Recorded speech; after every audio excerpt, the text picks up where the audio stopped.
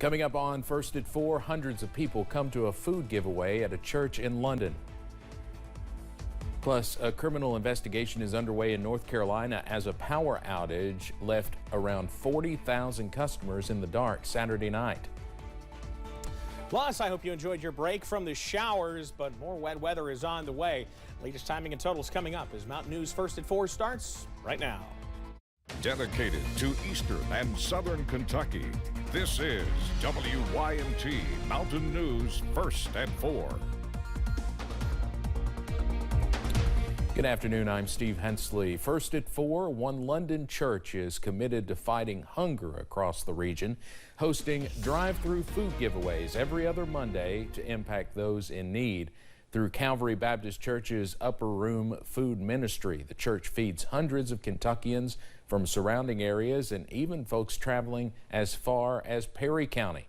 The church has been hosting drive-through food giveaways for 20 months now, and volunteers say it's been rewarding to see how much the food ministry has grown. Our church, we feel like it's a privilege to come out and serve our community. You know, it's not anything that anybody thinks they have to do. It's because we get a blessing. It is a blessing to us to come out and help our community. Upper Room Food Ministry hosts food giveaways 2 to 3 times a month. Volunteers say regardless of income or where people come from, they want to ensure that no one goes hungry. Now that the cooler temperatures are here, it's important to take extra precautions to make sure your car is ready for the cold weather. Parts and Service Director Larry Noble at Tim Short Chevrolet says there are many things to check on your car to ensure safety. You need to make sure your battery is up to par. Like if you've ever had a slow crank or anything like that, I would get it checked. If the battery is more than 2 years old, I would make sure you check it. He also says you need to make sure your windshield wiper blades are in good shape, and it's important to change them every other year. We'll have more winter safety car tips tonight at 6.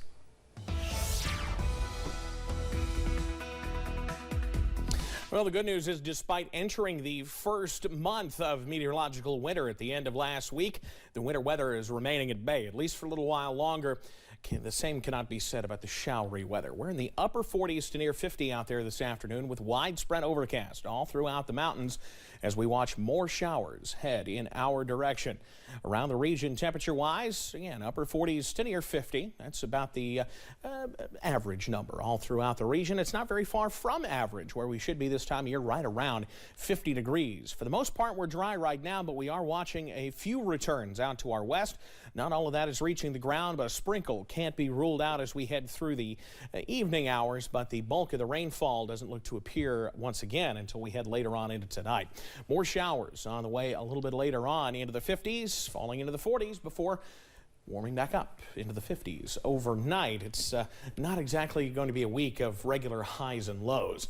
The details on when the rain moves in and how much we could see at a time in a few minutes. Steve? Good week to stay inside and enjoy some basketball at the Mountain Classic, which we'll have more on later tonight, and it kicks off tonight at Perry Central.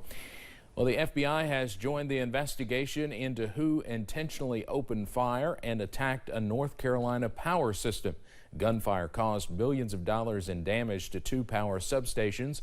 The sabotage plunged around 40,000 people into darkness on Saturday, and officials say it may be towards the end of the week until power is fully restored. CNN's Mike Valerio has the latest as law enforcement work to uncover who did this and why.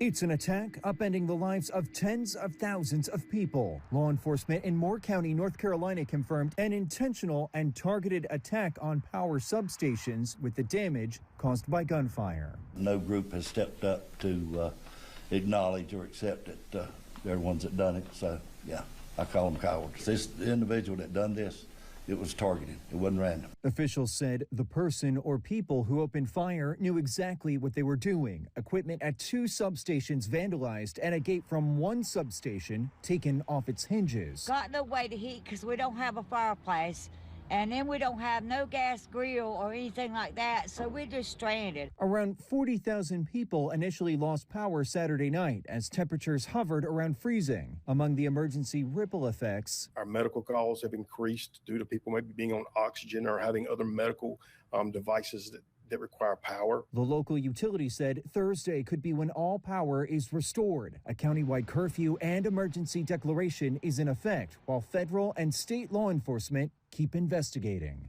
That is not done without some organization, and it is not taken lightly. So these people will be facing significant criminal sentencing if they are convicted. And I can promise you to the perpetrators out there, we will find you. I'm Mike Valerio reporting. Bob McGrath, an original Sesame Street cast member who was on the show for nearly half a century, has died. His family says he died peacefully at home following a stroke. McGrath appeared in the Sesame Street pilot in 1969 and was on the show for 47 seasons. He played the friendly neighbor, Bob Johnson. The accomplished tenor and musician helped make several of Sesame Street's best-known songs like People in Your Neighborhood and Sing a Song. He left the series in 2017 but still represented it at various events in recent years. The Sesame Workshop paid tribute, saying his performances brought joy and wonder to generations of children around the world. Bob McGrath was 90 years old.